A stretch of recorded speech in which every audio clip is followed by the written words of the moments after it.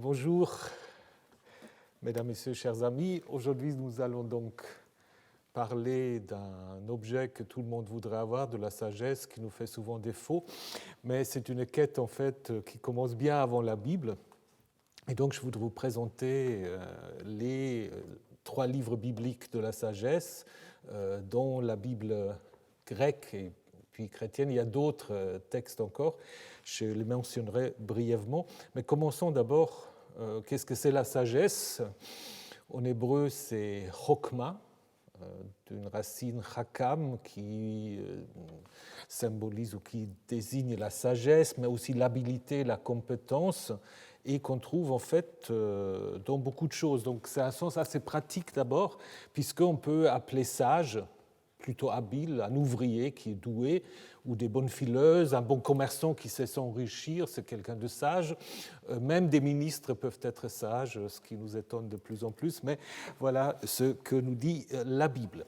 Mais en même temps, le terme de sage, chakam, semble aussi désigner une classe assez précise, une classe de sages, puisque dans ce texte de Jérémie, on a en fait trois groupes. L'instruction, la Torah, est associée aux prêtres, le conseil, Etsa, aux sages, et la parole, Davar, aux prophètes. Donc on a en effet les prêtres, les prophètes et ce qu'on appelle les sages, donc ce qui peuvent être peut-être des scribes qui sans doute transmettaient des textes dits de sagesse et qui étaient responsables de la formation des jeunes gens, des familles aisées, souvent destinées à une carrière à la cour ou dans l'administration royale. Alors la sagesse, elle est en quelque sorte universelle. La Bible elle-même dit que toutes les nations les possèdent. Parce que là, on compare en effet le Dieu d'Israël, évidemment qui est au-delà de tout, mais on dit parmi tous les sages des nations, donc l'idée c'est que toutes les nations ont en effet des sages, et la sagesse est surtout évoquée dans la Bible par rapport à l'Assyrie, à Babylone, à Édom, les voisins, et surtout à l'Égypte. Donc il y a là vraiment une conscience que ce qu'on appelle la sagesse est une quête commune, donc qui en effet concerne tous les peuples. Et c'est vrai que nous avons en effet des textes de sagesse un peu partout.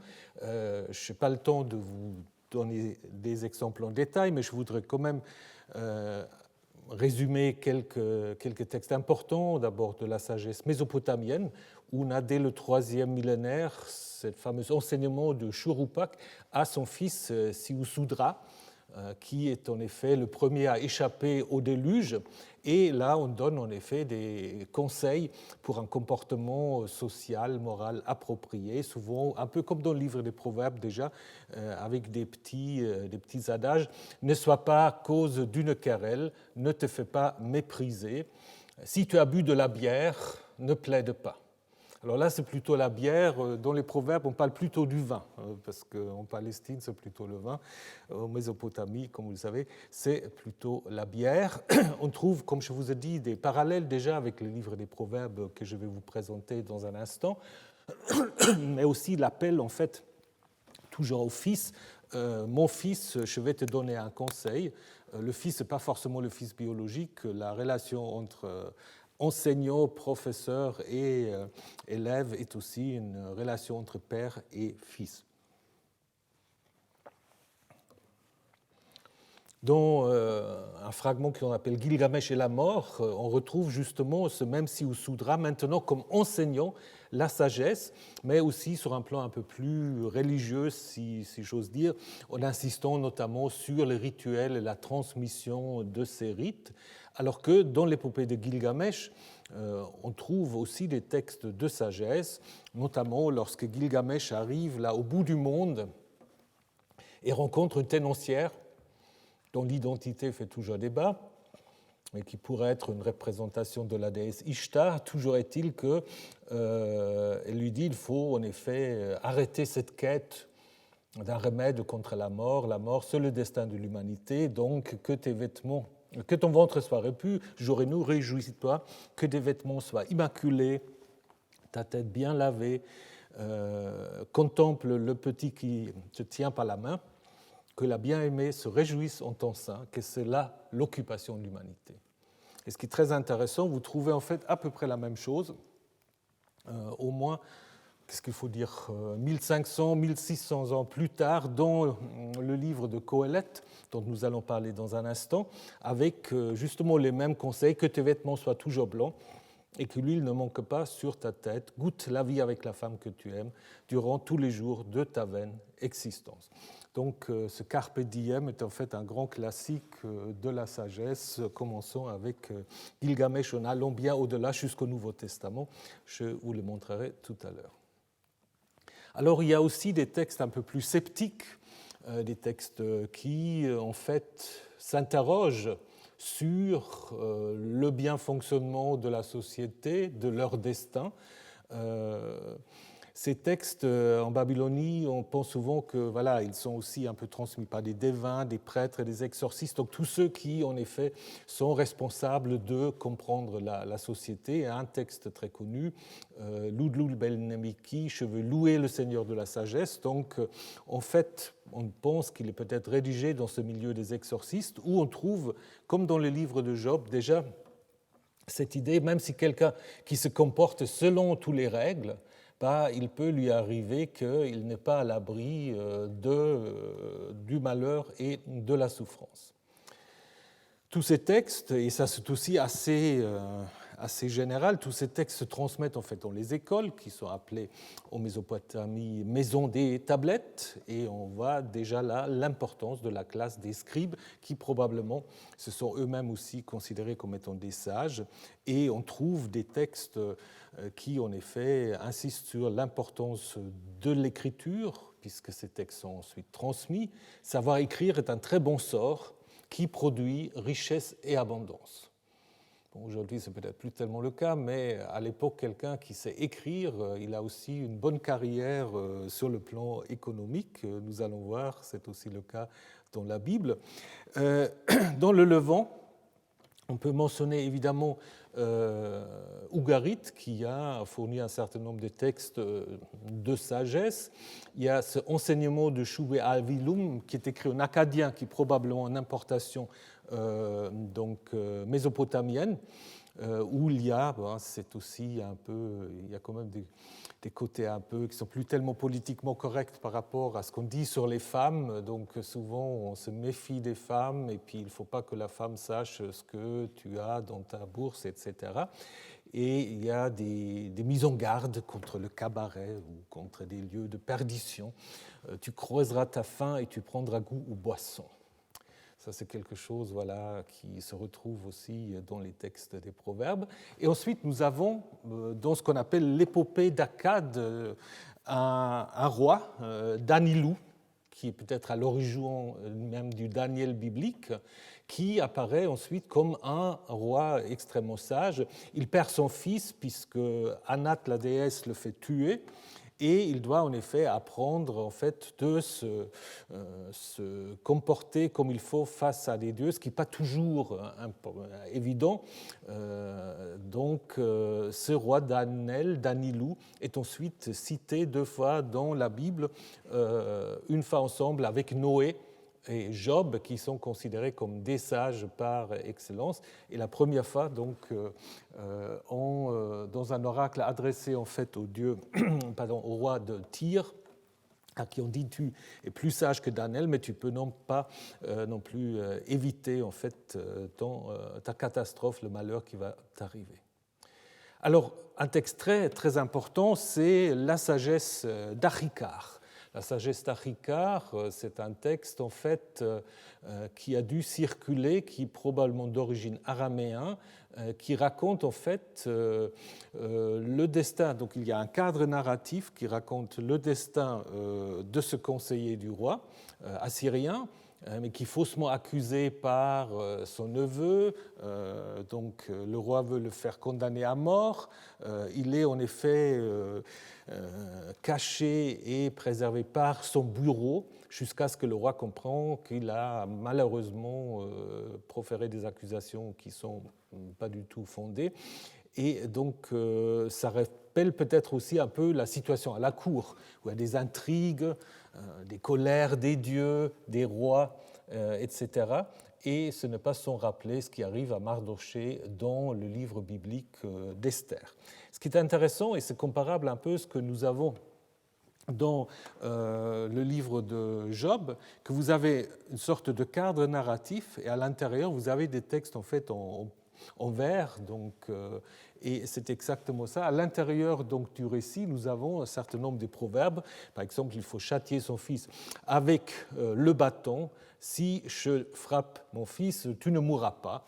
Et vous trouvez ça en fait exactement dans le livre des proverbes. Donc il y a une sorte de concept pédagogique qui est peut-être aujourd'hui aussi un peu plus discutable. Et on trouve aussi dans les deux cas ce qu'on appelle des proverbes numériques. Il y a un certain nombre de chiffres, puis on en rajoute un autre. Donc il y a deux choses qui sont bonnes et une troisième qui plaît à Shamash, donc Dieu du soleil, que buvons du vin, on le partage, détenons la sagesse, on s'y conforme, et troisième, qu'en entendant une parole, on ne la relève pas. Donc la troisième, ou disons le plus, est toujours le plus important, comme on l'a dans Proverbe 30, trois choses qui me dépassent, une quatrième que je ne comprends absolument pas, le chemin de l'aigle dans le ciel, le chemin du serpent sur le rocher, le chemin du navire en haute mer, donc les Hébreux avaient horreur de la mer, et finalement le plus mystérieux, c'est le chemin de l'homme vers la jeune femme. Donc il y a cette idée donc, de toujours rajouter en fait un élément de plus que nous avons là aussi déjà en Arika. Et évidemment, il faut parler de la sagesse égyptienne qui a peut-être le plus influencé les textes bibliques. Comparable à ce que nous avons vu en Mésopotamie, c'est que les jeunes gens aisés sont instruits dans les écoles, dans l'école du temple, appelée là la maison de vie. De nouveau, le professeur s'appelle le père et l'élève le fils. Et intéressant aussi que des gros textes de sagesse sont attribués à des rois. Donc ça, c'est intéressant quand on regarde à la Bible, puisque là aussi, Salomon devient un peu le patron de la sagesse, et nous avons ça dans l'instruction pour Méricaré, l'instruction d'Amemès, l'enseignement d'Amenopé, qui sont des rois, mais évidemment qui sont en quelque sorte patrons des textes écrits par des scribes. Et ça reflète bien entendu l'idéologie royale, puisque le pharaon, le roi est le médiateur, le vicaire des dieux, c'est lui aussi qui reçoit des divinités la sagesse. Le scribe est glorifié, là aussi. Il existe un texte très intéressant qu'on appelle parfois la présentation ou la description donc, des métiers, qui est ironique. On dit, voilà, le barbier doit raser encore tard dans la soirée, le potier est couvert de terre, le jardinier porte le joug, le paysan doit crier plus fort que les pintades. Donc tous ces métiers, c'est horrible. Il n'y a pas de métier sans patron, sauf celui du scribe, car c'est lui le patron. Si tu sais écrire, de nouveau, cela vaudra mieux pour toi que tout le métier que je t'ai présenté. Donc la satire de métier, voilà, aboutit à l'éloge du scribe.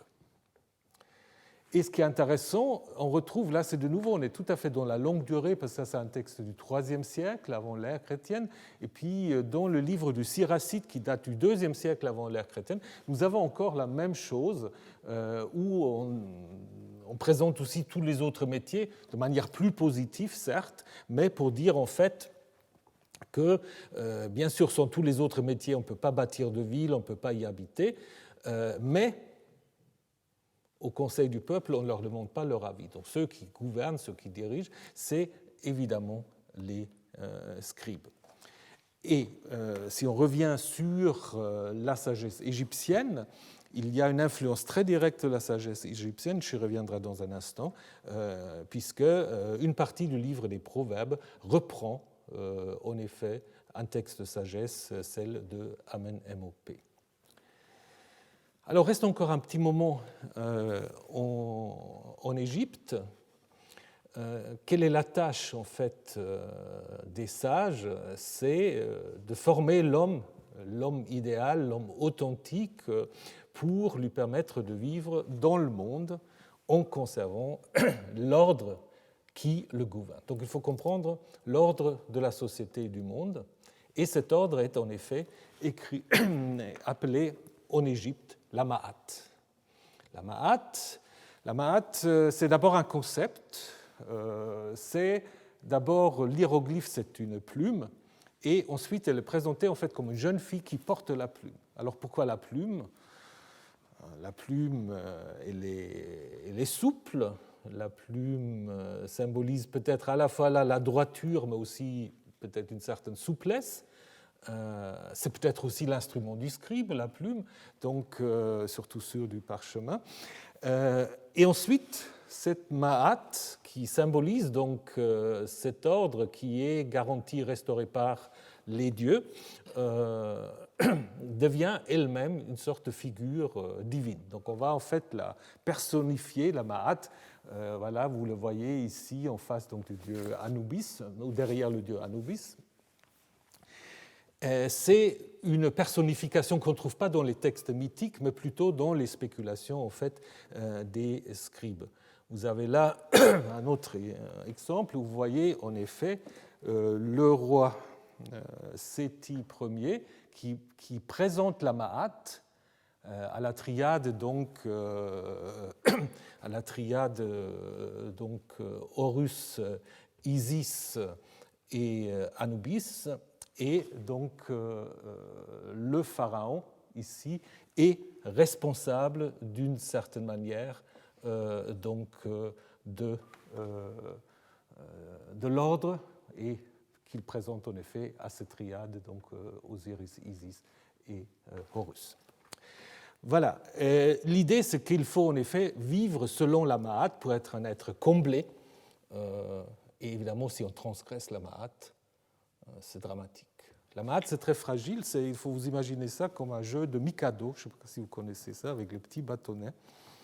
Il suffit qu'un petit bâtonnet est mal enlevé, tout s'écroule. Et ça, c'est un peu l'idée de la Ma'at. Donc, l'ordre est très fragile. Et puis, si quelqu'un, même si c'est un tout petit détail, qui est contre la Ma'at, donc tout peut s'écrouler et les dieux peuvent se mettre en colère. En hébreu,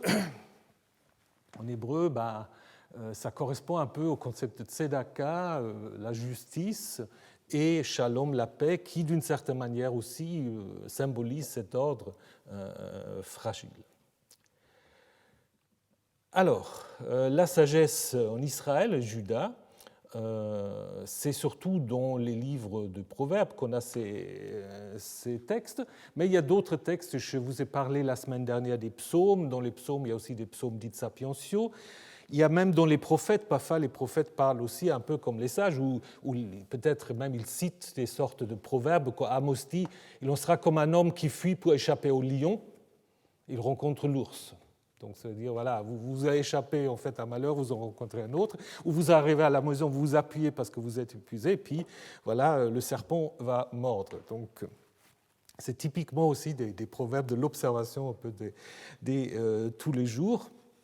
On peut aussi penser au roman de Joseph, qui souvent est qualifié de roman de sagesse, puisque voilà, il instruit les jeunes gens comme il faut se comporter à la cour. Mais c'est surtout le livre des proverbes, ou il faudrait plus dire les livres des proverbes, parce que c'est une collection en fait de 7 livres donc, qui sont parfois donc, attribués à Salomon, comme vous le voyez au premier, au deuxième, donc vous avez des titres, et encore le 5e, des proverbes de Salomon, mis ensemble par les gens d'Ézéchias. Après, il y a des collections qui ne sont pas vraiment attribuées à quelqu'un de précise. Et à la fin, vous avez paroles d'Agour et paroles de Lemuel, donc 2 personnages apparemment à mettre en relation avec la sagesse arabe. Et vers la fin, on va vers les femmes, puisque le dernier livret, c'est des sentences que la mère de ce Lemuel lui a appris. Et tout à la fin, une sorte de poème alphabétique qui met en scène une femme de valeur, une femme entrepreneuse. Voilà, donc ce livre donc, est sans doute une compilation de différents textes de sagesse qui, dans la Septante, sont un peu différents. L'ordre, d'abord, est différent, Et les titres qui mentionnent les noms des rois arabes ont été supprimés, probablement pour insister davantage sur le fait que l'auteur de l'ensemble, c'est bien Salomon. C'est pour cela aussi on enlève le titre de la deuxième collection, pour montrer en effet qu'on veut un peu effacer le fait qu'il y a différentes collections. On veut dire que c'est un seul livre, alors que dans le texte hébreu, c'est très clair. Et ce qui est très intéressant aussi, c'est que parfois la Septante, le texte grec, traduit une phrase en hébreu de deux manières. C'est très très curieux parce que je vous donne juste un exemple au chapitre 31. Dans le texte hébreu massorétique, il est dit une femme qui craigne Yirat Adonai, une femme qui craigne Yahvé, elle est louée, elle est glorifiée. Et dans la Septante, on a deux choses. On a une femme censée et louée, elle glorifie ou qu'elle glorifie la crainte du Seigneur. Donc soit le traducteur n'a pas bien compris ou avait des doutes comme il fallait traduire, donc il a dit je donne les deux versions, ou soit il y a une première traduction grecque qui a été révisée par un deuxième traducteur, mais qui n'a pas osé d'effacer le premier. C'est assez intéressant, vous avez ça 7 ou 8 fois dans le texte grec des proverbes. On ajoute d'autres proverbes, notamment au chapitre 6, tout un enseignement qui serait à prendre chez l'abeille. Ça, c'est beaucoup plus grec en fait que mésopotamien, la mise en valeur de l'abeille. Et la sagesse personnifiée, dont je vais vous en parler dans un instant, elle va perdre de l'importance. Donc, on peut en effet s'interroger quelle était en fait l'idée de cet auteur. Est-ce que c'était plus conservateur dans le sens qu'il n'y a pas d'autres divinités qu'il y avait? Est-ce qu'en même temps on voulait quand même aussi entrer plus en débat encore avec l'hellénisme, avec l'idée de l'abeille? C'est difficile à savoir, mais peut-être il n'y a pas une seule intention, mais peut-être en effet plusieurs contextes, peut-être ce n'est pas forcément un seul rédacteur qui est derrière le texte grec tel que nous l'avons maintenant. Alors, le premier livret qui ouvre la collection, elle se présente comme les proverbes de Salomon, fils de David, roi d'Israël, donc pour enseigner la sagesse, etc. Et se termine par une sorte de résumé. Qu'est-ce que c'est la sagesse? La crainte de Yahvé et le principe du savoir. Sagesse et éducation, seuls les fous s'en moquent. Donc l'idée, c'est que la crainte de Yahvé résume en fait la sagesse. Vous avez discours assez longs, 10 discours didactiques, et 3 discours en effet prononcés par la sagesse elle-même, qui dit en effet j'ai construit ma maison, et elle invite en fait les gens à son enseignement. Cette sagesse elle est même personnifiée au chapitre 8, où elle parle et elle dit Yahvé m'a engendré, début de son activité, prélude à ses œuvres. Lorsqu'il a établi les cieux, j'étais là. Lorsqu'elle a repoussé la mer, etc., elle était déjà là. Donc, en fait, elle est certes créée, mais elle était là avant l'origine du monde, avant l'origine de tous les hommes. Donc, pour dire en effet qu'elle a une origine divine, mais en même temps, elle est une sorte de médiatrice entre les hommes et Yahvé, parce qu'elle joue pour Yahvé, et elle enseigne les hommes. Et ce qui est très intéressant, donc, pour faire un peu l'histoire de la réception, vous connaissez tout, évidemment, cette image-là, la création d'Adam, de l'homme, par Michel-Ange dans la chapelle Sixtine. Et si vous regardez, Yahvé bien barbu, il tient dans son bras une figure féminine. Alors c'est qui ? Alors une tradition dit évidemment c'est Ève qui va lui amener plus tard. Mais si vous regardez dans la chapelle Sixtine, il y a un tableau qui est spécifiquement destiné à la création d'Ève.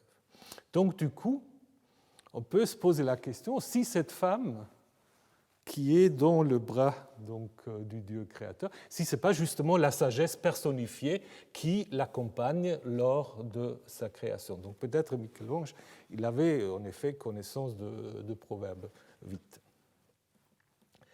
Voilà, ensuite le livre 2, là on a 375 sentences, proverbes, qui correspondent à la valeur numérique de Salomon. Donc l'idée qu'on dise que c'est 375 proverbes, je ne les ai pas comptés et ça dépend comment on les compte, mais évidemment le dernier rédacteur voulait en effet aussi donner une idée de perfection, hein, et donc en jouant déjà avec le nom de Salomon, donc là dès le début un peu ce qu'on va appeler la gematria, donc l'idée que les noms correspondent à des chiffres, à des nombres, et donc la valeur de Salomon avec le Shin à 300, le Lam est 30, même 40 et 5 fait en effet 375 comme les nombres des proverbes qui se trouvent dans cette collection. C'est peut-être la collection la plus ancienne, attribuée à Salomon, peut-être pas à l'origine, mais Salomon, c'est un peu comme David dans les psaumes. Donc, puisque de Salomon dit que c'était le roi le plus sage de tous les pays, donc dans les livres des rois, c'est assez normal qu'on va le faire patron de la sagesse, pas seulement des proverbes, mais aussi du livre de Qoéleth. Donc il y a deux parties différentes. La première partie, on a l'impression, est plutôt dans une sorte de contexte plus rural, l'agriculture, alors dans la deuxième est plus dans un contexte citadin, il y a plus de commerce que de l'agriculture. Donc peut-être en effet, on a à l'origine deux collections indépendantes. Le troisième livret, c'est très intéressant, qui n'a pas de titre, peut-être pareil. Oui, parce qu'on ne savait pas comment l'intituler, on ne voulait peut-être pas prendre le nom du sage égyptien, mais il est clair qu'une partie de ce troisième livret est clairement repris de la sagesse d'Aménopée.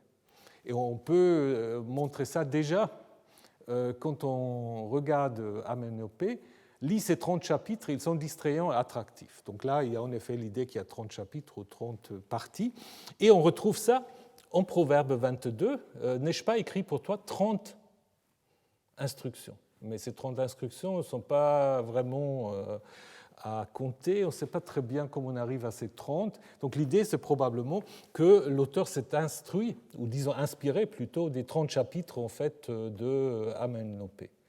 Et ce qui est intéressant, les parallèles qu'on trouve, ils sont toujours soit du début ou de la fin d'un chapitre d'Aménopée. C'est une manière en fait, d'apprentissage par des jeunes scribes qui en fait, apprennent par cœur le début ou la fin et le remplissent au fur et à mesure.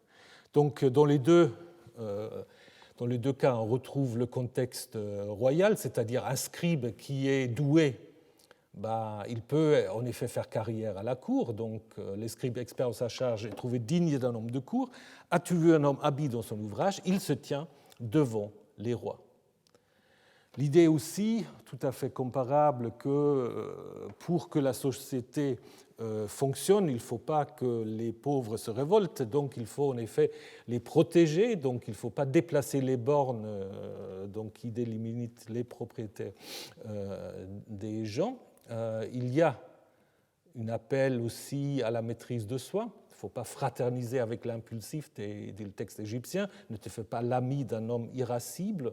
Il faut surtout aussi savoir, et ça c'est très important dans l'instruction des jeunes, il faut savoir se comporter à table. Donc ça, il ne faut pas faire des faux pas. Ça ne pardonne pas. Et donc, on trouve ça très fréquemment dans les textes égyptiens. Il y a aussi une mise en garde contre les richesses matérielles. Ne te fatigue pas à chercher l'abondance. Si les richesses arrivent, ils ne vont pas rester. Elles se font des ailes comme des oies et s'envolent vers le ciel. Et puis, quand on regarde le texte biblique, ne te fatigue pas à acquérir la richesse, car elle se fait des ailes. Et comme l'aigle, elle s'envoie vers le ciel. Donc ça, c'est très intéressant parce que vous voyez, là aussi, il y a une adaptation culturelle. Les oies, on ne les trouve pas beaucoup en Palestine, les aigles un peu plus. Donc les oies ont été transformées en aigles. Donc c'est une adaptation assez libre, en fait, mais c'est clair que l'auteur de ce texte, ce livret, avait connaissance de la sagesse égyptienne, qui d'ailleurs a été recopiée durant tout le premier millénaire jusqu'au IIe siècle de l'ère chrétienne. Donc c'est clair qu'il a connu, mais alors comment est-ce qu'il savait l'égyptien, ce qui n'est pas impossible, ou est-ce que certains pensent que c'est passé par les Phéniciens qui l'auraient peut-être déjà adapté, parce qu'il y a beaucoup de relations commerciales entre la Phénicie et l'Égypte, mais l'Égypte est aussi très très présent donc en Juda et en Israël, donc on ne peut pas exclure qu'il y avait à la cour de Jérusalem des gens qui savaient l'égyptien. D'autant plus qu'on sait, après le retrait des Assyriens, les Égyptiens, pendant un petit moment, avaient de nouveau assez marqué leur présence dans le Levant. Après, donc, on retrouve ce livre qui parle des paroles de Salomon, mais mis ensemble à l'époque d'Ézéchias, donc à la fin du 8e siècle, ce qui peut être en effet le début un peu de la mise ensemble de ces textes, et comme je vous ai dit, à la fin, deux instructions qui sont attribuées à des rois non israélites, et finalement, sans doute aussi, cette attribution, sans doute aussi pour montrer que la sagesse est internationale. Et à la fin, un poème assez récent sur la femme de valeur.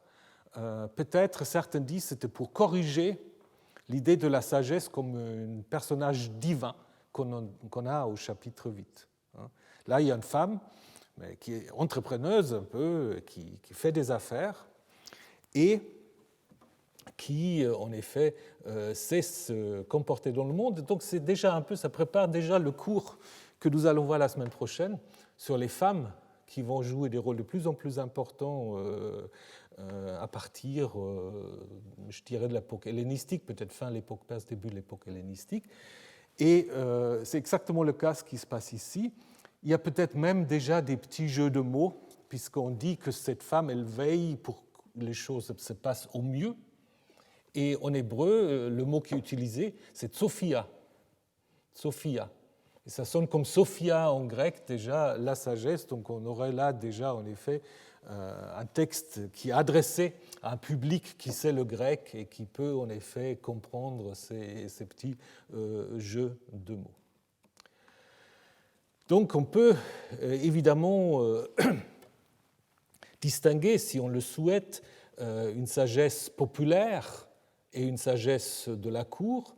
La question, c'est toujours de savoir comment cette sagesse populaire elle arrive dans ces livres de sagesse. Je ne pense pas qu'on a écrit ces textes dans les chaumières à la campagne, donc quelque part, ils ont dû arriver à la cour. Je ne sais pas s'il faut imaginer ça comme les frères Grimm ou d'autres qui collectent un peu les traditions populaires. Mais la mise par écrit de ces textes est clairement l'œuvre de scribes, peut-être même en deux étapes, parce qu'il y a certains textes qui sont très séculier d'une certaine manière, et ensuite on révise en insistant sur le fait que c'est bien Yahvé qui est le garant de cet ordre. Et ce qui est intéressant, je vous ai dit dans ce deuxième livret, dans les chapitres 10 et 15 et 16 à 22, c'est peut-être deux collections indépendantes à l'origine, et où on insiste beaucoup sur le fait que c'est Yahvé qui intervient, qui surveille, etc., c'est justement aux extrémités des deux ensembles, c'est-à-dire surtout au chapitre 15 et au chapitre 16, comme si on voulait un peu coller ensemble ces deux collections avec une insistance sur Yahvé comme étant celui qui surveille le faire des gens. Donc la richesse matérielle, comme je vous ai déjà dit, apparaît souvent comme un idéal. Les biens du riche sont sa ville forte, tandis que la pauvreté des petits gens est leur ruine. En même temps, on a quand même aussi des appels fréquents à la modestie. Donc la sagesse, ce n'est pas vraiment quelque chose de très, très construit. Donc c'est bien d'être riche, mais en même temps, il faut être modeste. Et puis, acquérir la sagesse vaut mieux que de l'or. Certains ont lu ça comme une sorte de publicité pour que les enfants des parents aisés soient envoyés à l'école des scribes où ils apprennent en effet à écrire et la sagesse. Donc il faut dire en effet, envoyez vos enfants à l'école des scribes, ils apprendront quelque chose qui est bien mieux que l'or.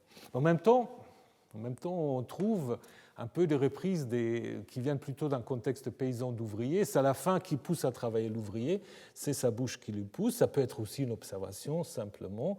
Et ce qui est très intéressant, c'est ce texte-là.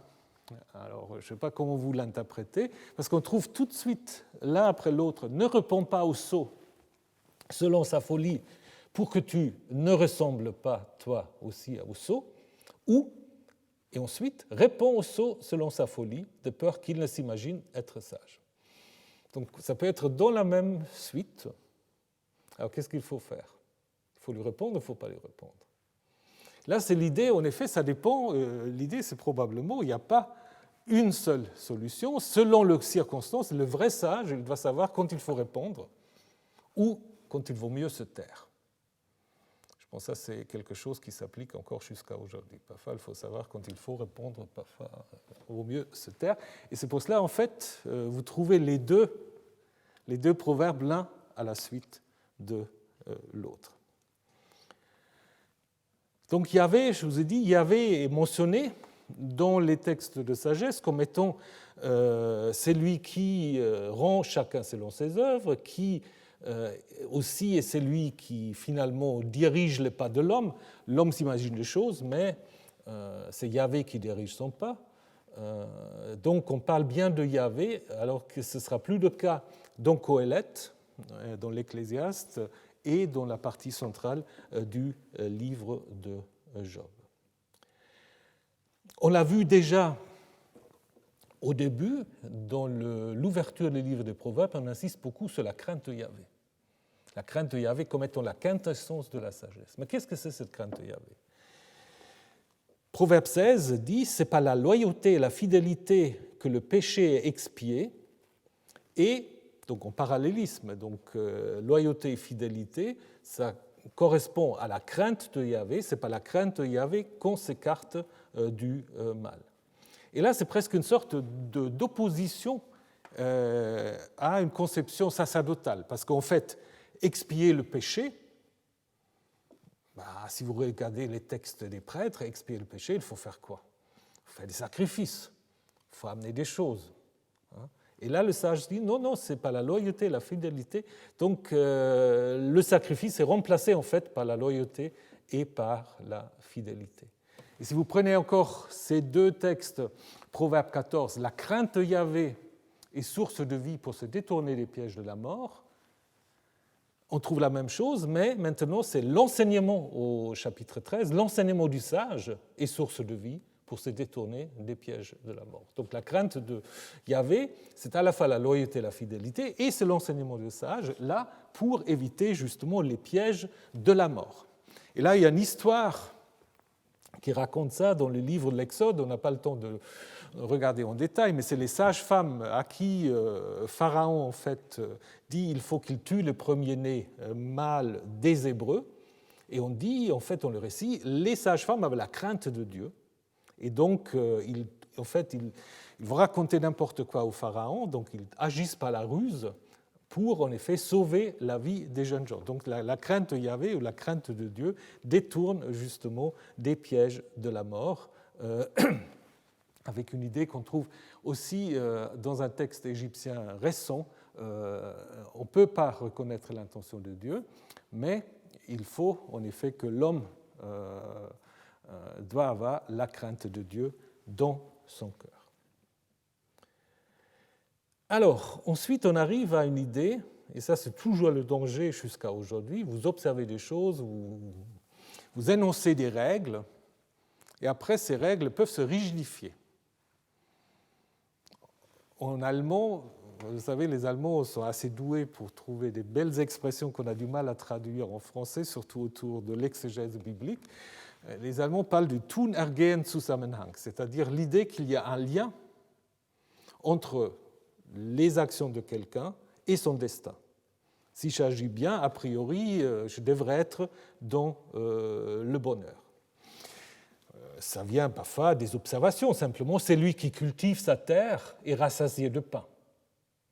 Normalement, c'est vrai, c'est lui qui poursuit des chimères, il n'a pas forcément à manger. Mais ensuite, on arrive en fait à une sorte d'opposition, un peu dogmatique entre ceux qui font bien le sage, le juste, et on les oppose aux insensés, aux méchants. Et ça devient une sorte de sagesse un peu dogmatique. On va dire le gain du juste est pour la vie, le revenu du méchant est pour le péché. Ou le mal poursuit le pécheur et le bien récompense les justes.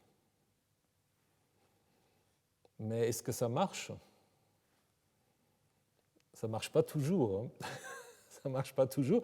Et déjà dans le psaume 73, on dit « Je vois bien la chance des impies, ils se privent de rien jusqu'à leur mort, ils ont la panse bien grasse, ils ne partagent pas la peine des gens et ils ne sont pas frappés avec les autres. » Donc en effet, cette observation que ce Tunergens Zusammenhang, ce lien entre le faire et le destin, n'est pas toujours garanti. Et c'est ce qu'on appelle parfois la crise de la sagesse, je ne sais pas si le terme est vraiment adéquat, mais c'est justement ce qui est traité dans certains textes babyloniens, égyptiens, et dans la Bible surtout, dans le livre de Job. Le livre de Job, justement, qui est une sorte de mise en question de cette affirmation d'un lien direct entre le comportement de quelqu'un et le destin qui lui est réservé par les dieux. Job est présenté comme un arabe, puisqu'on dit qu'il vit dans le pays de Outs, localisé, selon la Genèse, en Arabie. Et peut-être on a choisi l'Arabie parce que les anciens faisaient cette distinction entre l'Arabia Felix et l'Arabia Deserta. Donc il y a une Arabie pleine de richesses, et à côté, vous avez l'Arabie désertique. Et vous pouvez passer de l'un à l'autre. Et c'est exactement un peu ce qui arrive à Job. Il est dans une situation frontière où le bonheur peut basculer vers le chaos. Le nom de Job est souvent expliqué par « où est mon père », c'est-à-dire « où est Dieu » d'une certaine manière. Dans le Talmud, on le met aussi en lien avec un autre mot hébreu, « oyeb », qui veut dire en fait l'ennemi, avec l'idée que Dieu devient un peu ennemi de Job. Job va discuter avec trois amis, vous le connaissez peut-être, qui représentent la sagesse internationale, Eliphaz de Édom, Bildad probablement du Moyen-Euphrate, Sophate de l'Arabie du Sud éventuellement, et donc autour de cette question, comment comprendre pourquoi on est dans le malheur alors qu'on a fait tout comme il faut. Donc je vous ai déjà parlé de Ludlul Bel Nemeki, et puis en Égypte, vous avez quelque chose de comparable, le dialogue du désespéré avec son âme, avec son bas. À qui pourrais-je encore parler? L'homme méchant est en paix, alors que le bien est jeté à terre en tout lieu. Tout à fait la même situation. Alors le livre de Job est assez complexe. Il y a, un peu comme Achika dont nous avons parlé tout à l'heure, il y a un cadre qui raconte une histoire, où Job est testé en fait par Dieu, j'y reviendrai, et à l'intérieur, il y a un texte en vers où il y a surtout un long dialogue entre Job et ses amis qui en fait n'aboutit à rien. C'est pour cela, finalement, à la fin, il y a Dieu qui intervient et qui, alors ça c'est la grande question, est-ce qu'il répond aux questions de Job ou non? Donc vous pouvez voir aussi que on ne voyait peut-être plus grand-chose, mais cette structure, elle est interrompue. Il y a des différences déjà entre la discussion avec les amis et le cadre narratif. Dans le cadre narratif, donc, on sait ce qui se passe. C'est Dieu, un peu avec le Satan, qui décide de tester Job, alors qu'à l'intérieur de la discussion, on n'a pas cette idée-là. Dans le cadre, Job est plutôt présenté comme un cheikh bédouin, dans les poèmes, c'est plutôt un citadin. Yahvé, le nom de Yahvé est utilisé seulement dans le cadre, alors qu'à l'intérieur, on parle de El, de Eloah, de Shaddai. Et donc, dans la discussion avec les amis, on voit des interruptions. Par exemple, lorsque cette discussion s'arrête, avant que Job reprenne le monologue pour défier Dieu, il y a un poème sur la sagesse, inaccessible. Et une fois que Job a défié Dieu, avant que Dieu réponde, il y a un quatrième ami qui sort un peu de rien de nulle part, Elihu, qui fait encore des grands discours, et Dieu lui-même, quand il répond à Job, en fait, il répond par deux discours. Donc on voit que, apparemment, c'est une structure complexe qui montre que ce texte n'a pas vu le jour d'un seul trait. Hein.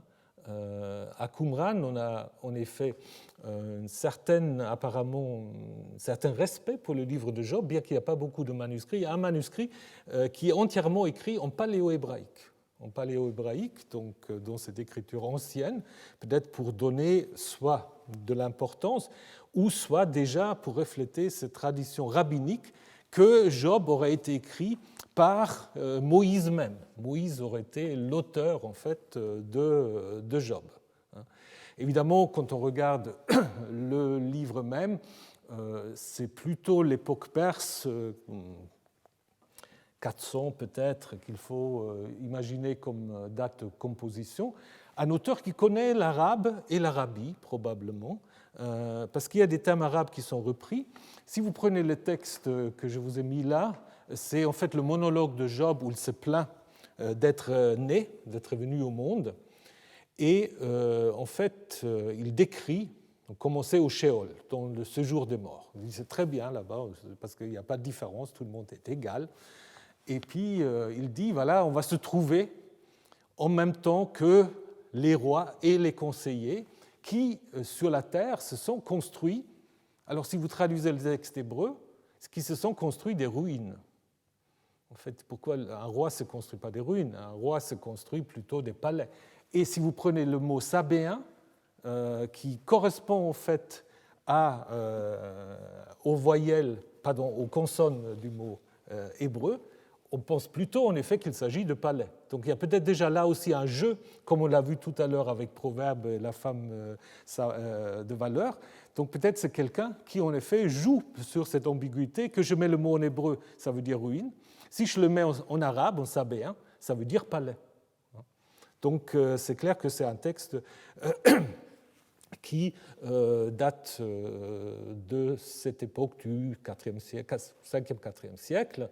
Le cadre, souvent on pense que le cadre est plus ancien et qu'on l'aura pris pour envelopper en fait le discours.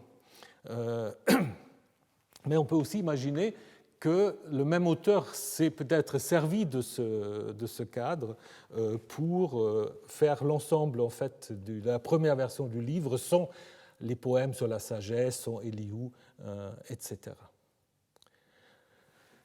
Voilà. Alors, si on prend les discussions entre Job et les amis, c'est très intéressant. Donc Job commence, on vient de le voir, avec un texte où il maudit le jour de sa naissance et donc conteste en fait le sens de l'existence humaine, et puis les amis interviennent avec l'idée que Job a dû faire quelque chose pour qu'il se trouve dans cette situation. Ce n'est pas possible autrement. Sa souffrance doit être compréhensible. Il faut trouver une raison. Et ce qui est intéressant, Job, au début, il partage cette idée. Il partage cette idée, il dit non, justement, je n'ai rien fait. Mais il pense aussi, quand on est dans la souffrance, c'est qu'on n'est plus ni des dieux. Donc, et voilà, il dit justement aux amis, dites-moi, je vais me taire, en quoi j'ai failli, montre-le-moi. Les amis n'arrivent pas. Et c'est donc finalement à Dieu que Job se tourne pour dire, mais tu es devenu pour moi comme un bourreau, de ta poigne et tu me brimes. Au jour du désastre, le méchant est préservé. Donc en fait, Dieu est présenté comme arbitraire, comme même méchant, comme sadique qui prend plaisir à la souffrance des humains. Et les amis qui essayent en effet de lui démontrer qu'il se trompe, Job se tourne donc directement vers Dieu en le sommant de lui répondre. Alors, les réponses de Dieu ont suivi directement à l'origine le défi de Job. Ces réponses, en fait, il y en a deux qu'on peut lire ensemble. Certains pensent que peut-être d'abord il y avait un seul qu'on a augmenté par un deuxième. Le premier discours est très intéressant. D'abord, il dit simplement, mais t'étais où quand j'ai créé le monde? Qu'est-ce que t'en sais? Donc ça, c'est le premier argument. C'est un argument un peu d'autorité. Tu ne comprends rien. C'est comme aujourd'hui que parfois vous êtes un peu énervé par vos enfants ou les petits qui disent « mais c'est pourquoi comme ça ?» Ah non, tu ne comprends rien. Et ensuite, on a une présentation de toute une série d'animaux, des bouquetins, des cerfs, des buffles, des lions, des autruches. Donc en fait, des animaux qui ne servent à rien à l'homme ou que l'homme n'arrive pas à dompter. Et d'une certaine manière, c'est Yahvé qui les dompte, c'est Dieu qui les dompte. Et donc ce thème de la domination sur les animaux, c'est ce qu'on appelle souvent le maître des animaux. C'est un motif iconographique très répandu dans le Proche-Orient ancien, mais aussi en Égypte, où va en fait le dieu ou le roi dominant en fait des animaux sauvages pour montrer sa souveraineté. Et donc ces bêtes dominées symbolisent en fait des espaces chaotiques hostiles à l'homme qu'il ne contrôle pas. Et d'une certaine manière, la première réponse, c'est en effet de dire que Dieu contrôle ce que Job ne peut pas contrôler. Donc c'est un peu contre une vision anthropocentrique. Bon, il y a les hommes, mais il y a tout un univers qui est sous le contrôle de Dieu. À cela, Job réplique très brièvement « Je ne fais pas le poids, je mets ma main sur ma bouche ». Ensuite vient ce deuxième discours divin qui met en scène Béhémoth et Léviathan. De nouveau, deux êtres un peu monstrueux, on ne sait pas trop comment il faut les interpréter. Otmar Kell, dans un livre très très bien qui s'appelle « Dieu répond à Job », a essayé en effet d'expliquer ce Béhémoth et Léviathan avec une tradition qui est déjà assez ancienne, en disant Léviathan c'est le crocodile et Béhémoth c'est l'hippopotame. Et en Égypte, en effet, l'hippopotame souvent en fait, symbolise les forces du chaos et qui est, comme ici, en effet, dompté ou contrôlé par Horus. L'hippopotame peut même être une sorte d'incarnation de Seth. C'est très bien, mais le problème, c'est Léviathan, parce que plus dans le crocodile, on a moins cette idée d'un être chaotique en Égypte. Par contre, Léviathan, on le connaît très très bien dans les textes d'Ougarit déjà, où Léviathan, c'est en effet une sorte de monstre marin que Baal doit combattre pour prendre la royauté des dieux. Donc là, on a plutôt l'impression c'est une sorte de monstre primordial par excellence, ce n'est pas le crocodile. C'est peut-être alors du coup une tradition cananéenne qui est reprise ici, peut-être plus cananéenne que égyptienne, avec l'idée en effet que ces deux êtres sont en effet constamment à combattre par Dieu. Donc ce n'est pas quelque chose qui fait une fois pour toutes. Donc d'une certaine manière, si on lit les deux réponses ensemble, on peut dire d'une certaine manière que Dieu, il a certes créé le monde et la contrôle, mais en même temps, la victoire sur le chaos symbolisé par Léviathan et Béhémoth, c'est jamais vraiment définitif. Donc c'est toujours l'idée que le Dieu créateur doit forcément toujours repousser en fait les forces chaotiques. C'est peut-être ça la réponse que Dieu donne à Job. Est-ce que c'est une réponse qui nous convainc? Ça, c'est une autre question. Et même Job, on ne sait pas très bien. On traduit souvent la fin de la réponse de Job, qui est assez compliquée parce qu'il reprend des citations donc, de ce que Yahvé a dit, etc. Mais peu importe. On traduit souvent la fin. Aussi, je me condamne et je me désavoue sur la poussière et sur la cendre. Une autre traduction, ce serait en effet de dire j'ai perdu tout intérêt, à savoir de comprendre ce qui se passe, le mot peut aussi signifier ça, et je regrette ou j'ai changé d'avis sur la poussière et la cendre, c'est-à-dire dans le récit, en effet, Job se met sur la poussière et sur la cendre, c'est-à-dire en fait, finalement, je regrette ce que j'ai fait puisque je n'arrive pas à mener à bout cette quête. Donc en fait, une sorte de réponse désabusée de Job, en effet, elle reste peu claire, et on peut le lire en effet des deux manières. Mais justement, cette réponse à la fois de Dieu et de Job n'a pas satisfait tous les rédacteurs du livre. C'est pour cela, en fait, on a rajouté d'autres textes pour, en effet, donner d'autres pistes. Déjà, l'éloge de la sagesse, les discours de Elihu, et finalement le cadre narratif qui donne en effet d'autres explications. Alors, l'éloge de la sagesse, c'est un poème qui fait en effet intervenir toutes sortes de connaissances sur des métaux, sur des pierres précieuses. Donc quelqu'un apparemment qui travaille dans les mines, ou moi qui connais très très bien l'exploitation minière, avec l'idée que l'homme peut en effet dans ces mines faire des choses remarquables, mais la vraie sagesse lui demeure inaccessible. Dieu se la connaît, donc mais la sagesse, où la trouver, où résout l'intelligence, c'est seulement Dieu qui le connaît et qui dit à l'homme, la crainte du Seigneur, voilà la sagesse. Donc on revient en fait au début du livre des Proverbes, donc pose pas trop de questions, c'est la crainte du Seigneur, c'est la sagesse. Et puis ne te tracasse pas sur les autres choses. Après, les discours d'Elihu sont clairement insérés, je vous ai déjà dit, c'est une autre génération, donc il n'est jamais préparé avant, c'est un plus jeune, c'est l'autre génération qui suit Job et ses amis. Il critique aussi bien Job et ses amis en disant, en effet, Dieu peut rendre à l'homme selon ses œuvres et traite chacun selon sa conduite, donc il réaffirme ce lien entre le faire et ce qui vous arrive. En même temps, il accepte aussi l'idée que le juste peut souffrir, mais c'est purement pour des raisons pédagogiques. Donc la souffrance a aussi une raison.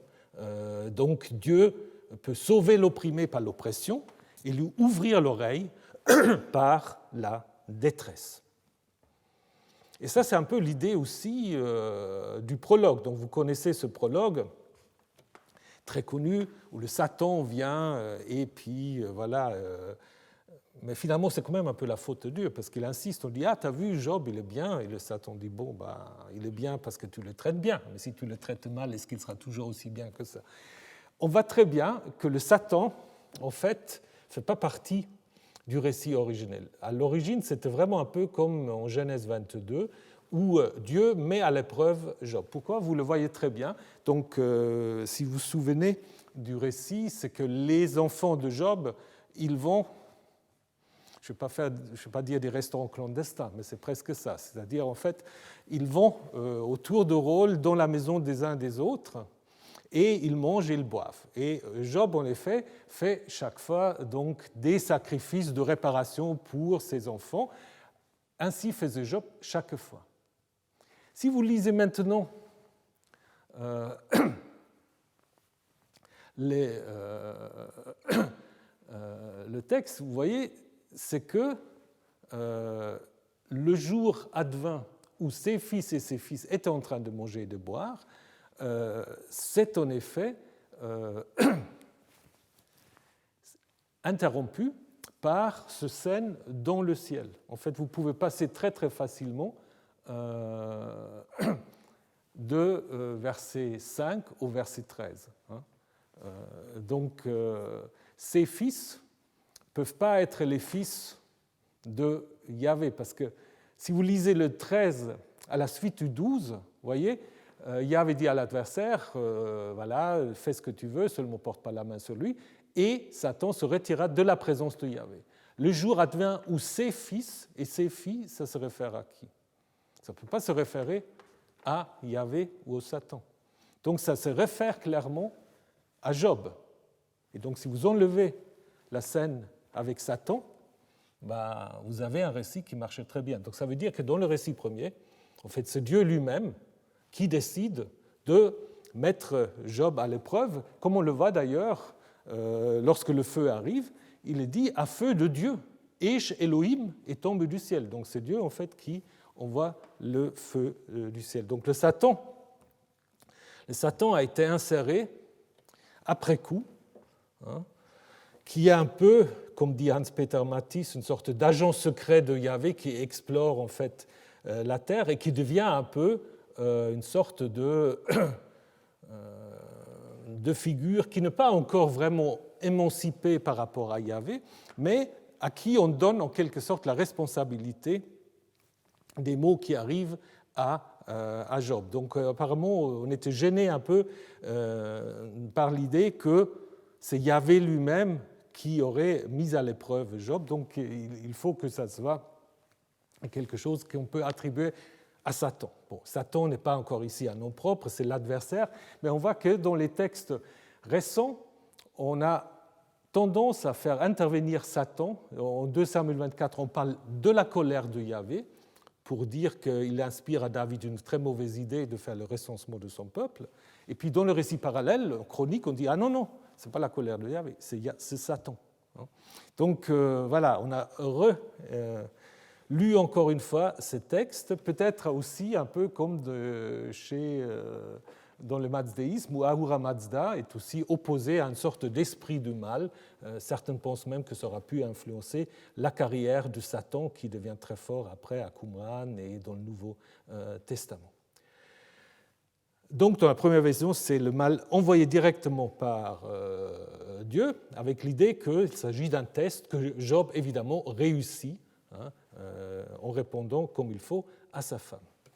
Mais ce qui est très intéressant, c'est que lorsque le récit reprend, il y a cette idée très curieuse où Dieu dit en fait à Job, que Dieu dit à un des amis de Job, Éliphaz, en disant « Ma colère flambe contre toi, contre tes deux amis, parce que vous n'avez pas parlé de moi avec justesse, comme l'a fait mon serviteur Job. » Donc ça veut dire, en fait, Job est celui qui parle juste, mais dans le livre, en fait, ça vient après tous les discours énervés de Job sur Dieu. Il a dit « Tu es un sadique, tu me traites de manière totalement injuste, je ne comprends rien à ce que tu fais. » Et ça, c'est dit après dans le livre, comme tu as parlé de manière juste de moi. Donc apparemment, il y a une sorte de légitimation de la révolte de Dieu vis-à-vis de Dieu. Donc en fait, je pense que l'auteur a utilisé ce cadre, en effet, pour faire passer en fait une sorte de mise en question de l'ordre du monde, voire même de Dieu, ce qu'on va retrouver en fait chez Qoheleth. Très très brièvement, Qoheleth, on peut dire Qoheleth, il tire un tout petit peu la conséquence de Job. Vous connaissez tous l'ouverture, vanité des vanités, Hevel Hevelim, dit le Qoheleth, quel profit l'être humain a-t-il de tout son travail qu'il fait sous le soleil? Le livre de Qoheleth est sans doute le seul livre philosophique d'une certaine manière de la Bible. Le nom est curieux parce que c'est un féminin, participe féminin, donc certains disent voilà, c'est comme un neutre, c'est une fonction, c'est lui qui joue un rôle dans l'assemblée. Certains pensent que c'est probablement une sorte de philosophe itinérant qui enseigne, avec en effet des discours qui ne sont pas toujours très, très organisés, et il discute évidemment avec les traditions religieuses de son peuple. Il est présenté comme fils de David, mais probablement aussi pour mieux entrer le livre dans la Bible, dans la collection des Écritures saintes. Mais en même temps, il parle donc des rois qui l'ont précédé à Jérusalem, alors que si on prend la fiction, avant Salomon, il n'y avait que David, donc des rois qui m'ont précédé, donc c'est déjà pas très conséquent. Et après, cette fiction est de toute façon abandonnée. Donc le monde est absurde, c'est l'idée donc de Hevel, l'idée d'un souffle, et cette enquête, comme je vous ai dit, quel est en effet le profit pour l'homme de tout le travail qu'il fait sous le soleil. Alors ce yitron, ce mot profit, est en effet seulement dans la Bible attestée chez Qoheleth. C'est un idéal des Grecs, l'homme doit être un entrepreneur, et Job dit en fait, Qoheleth dit ça va pas du tout, et il commence avec ce long poème où en effet l'idée c'est qu'il n'y a rien de nouveau sous le ciel. Donc tous les mots sont fatigués, on ne peut plus le dire, donc le soleil fait son tour tout le temps. Je vous laisse lire et contempler. Donc l'idée c'est en effet que contrairement à la sagesse traditionnelle, les paroles, ça ne sert à rien. L'homme ne peut percevoir ni une évolution ni un projet divin. Tout est répétition. Et le soleil qui est divinisé dans certaines civilisations, qui chantait dans les psaumes, il apparaît ici comme une sorte d'ouvrier soumis à la corvée. Donc, comme résumé Renan, le présent est mauvais, le passé ne valait pas mieux, et l'avenir ne sera pas préférable. Voilà, c'est l'introduction en fait de Qoheleth, avec une très très longue enquête, mais qui finalement en fait apparaît donc en conclusion à ce carpe diem dont nous avons déjà parlé. Malgré tout cela, en fait, ce que l'homme doit faire, c'est profiter de la vie. Donc le carpe diem qu'on trouve après chez Horace aussi. Ne cherche pas à connaître quelle destinée nous ont fait les dieux, cueille le jour et ne crois pas au lendemain. Finalement, Jésus, c'est un collègue de Qoheleth parce qu'il dit exactement la même chose. Il dit « Ne vous inquiétez pas du lendemain, car le lendemain s'occupera de lui-même. À chaque jour suffit sa peine. » Qoheleth aura pu dire exactement la même chose. Voilà. Alors, c'est ces trois livres qui sont accueillis dans le canon biblique. Après, vous avez d'autres livres, comme le Siracide, qui est un livre, en fait, qu'on a connu très très longtemps seulement en grec, et dans la Génisa du Caire, donc dans le dépôt des anciens manuscrits de la synagogue du Caire, on a trouvé en effet des fragments en hébreu de ce livre, donc on sait que ça existait en hébreu. Donc on ne peut pas dire qu'il a été exclu parce qu'il a été écrit en grec. Pourquoi il a été exclu? Il est tout à fait compatible, mais il y a un problème, c'est qu'il ne cache pas sa situation historique. Il dit clairement de quelle époque il a été écrit, puisqu'il est présenté en fait par le petit-fils du Siracide qui a dit « Voilà, j'ai mis par écrit les paroles de mon grand-père ». Et donc on est bien au-delà, on est bien dans un temps plus récent que les Perses. Et l'idée en fait des auteurs bibliques, c'est qu'avec les Perses, tout s'arrête. Parce que dans la Bible hébraïque, bien qu'il y ait des rédactions plus tardives, mais l'idée c'est que le canon se fixe avec les Perses. Et donc, je pense que c'est pour cela que le Siracide n'a pas été intégré dans la Bible, alors qu'il dit des choses qui sont tout à fait comparables. Quand il dit « toute sagesse vient du Seigneur », le Seigneur lui-même l'a créé, c'est exactement ce qu'on trouve en Proverbe 8. Il va d'ailleurs faire quelque chose qu'on n'a pas encore dans les textes bibliques, il va dire en fait la vraie sagesse, c'est la loi, c'est la Torah. Il va identifier la Torah d'Israël avec la sagesse. Donc en disant, oui, la sagesse était donnée à tous les peuples, mais là où vraiment elle se manifeste, c'est en Jacob, en Israël, c'est là où la sagesse dit qu'elle a établi sa demeure. Et on retrouve après, aux alentours de l'ère chrétienne, dans un autre livre, le Retour de Salomon, puisqu'on a un livre là aussi, mais ça probablement écrit d'emblée en grec, adressé sans doute à la diaspora hellénophone, peut-être aussi à des lecteurs non juifs, avec cette idée, en effet, que Salomon reste le patron de la sagesse et qu'ici, on a vraiment des idées qu'on ne trouve pas tellement dans la Bible hébraïque, avec cette idée de l'immortalité de l'âme et l'idée aussi que le vrai sage, même s'il meurt tôt, donc on veut réaffirmer l'idée de la rétribution. Donc même s'il meurt tôt, c'est la sagesse qui tient lieu de cheveux blancs pour l'homme. Donc même à mort anticipée, c'est son âme a plu au Seigneur. C'est pour cela qu'elle s'est hâtée de sortir vers lui d'un milieu pervers. Voilà. Et on trouve ensuite aussi donc, cette idée que Salomon dit de la sagesse, elle passe dans les âmes saintes pour former des amis de Dieu et des prophètes, car seuls sont aimés de Dieu ceux qui partagent l'intimité de la sagesse. Donc on est déjà dans un truc un peu mystique autour de la sagesse, et évidemment l'importance de la rétribution, soit dans le passé, en relisant l'histoire de l'Exode, soit dans l'avenir, en disant, voilà, même ceux qui meurent, ils vont quand même être rétribués parce qu'ils sont auprès de Dieu, mais pas dans le présent, ça ne marchait jamais. Donc c'est soit dans le passé, soit dans l'avenir.